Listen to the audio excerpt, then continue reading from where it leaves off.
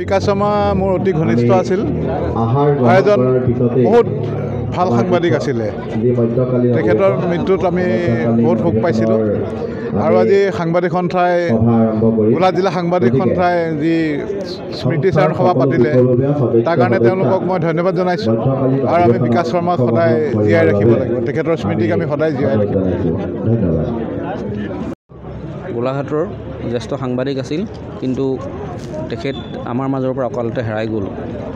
মৃত্যু জীৱনৰ স্বাভাৱিক পৰিণতি কিন্তু অকাল মৃত্যু সদায় অসহনীয় বিকাশ শৰ্মা আছিল গণমুখী সাংবাদিকতাৰ এজন সৈনিক তেওঁৰ নিৰ্ভীক আৰু দায়বদ্ধ সাংবাদিকতাৰে গোলাঘাটৰ সমাজ জীৱনক উজ্বলাই থৈ গৈছে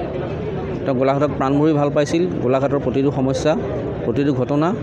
তথ্য সমৃদ্ধভাৱে সুৰধাৰ লিখনি আৰু নিৰ্মোহ বিশ্লেষণৰে বাতৰি কাকতত পৰিৱেশন কৰিছিল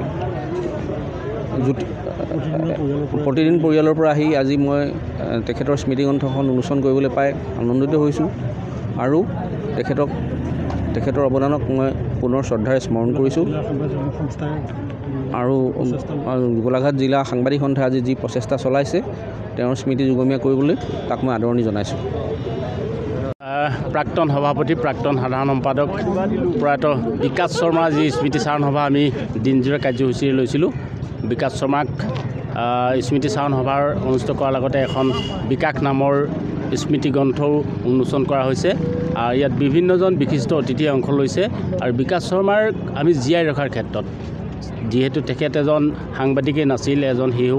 সাহিত্যিক আছিল এজন ভাল সংগঠক আছিল তেখেতক জীয়াই ৰখাৰ ক্ষেত্ৰত গোলাঘাট জিলা সাংবাদিক সংস্থাই বিভিন্ন কাৰ্যসূচী হাতত ল'ব ভৱিষ্যত দিনত সেই সম্পৰ্কত আমি আলোচনা কৰিবৰ বাবে আমাৰ গোলাঘাট জিলা সাংবাদিক সংস্থাৰ মধ্যকালীন অধিৱেশনো অনুষ্ঠিত কৰা হৈছে আৰু আজি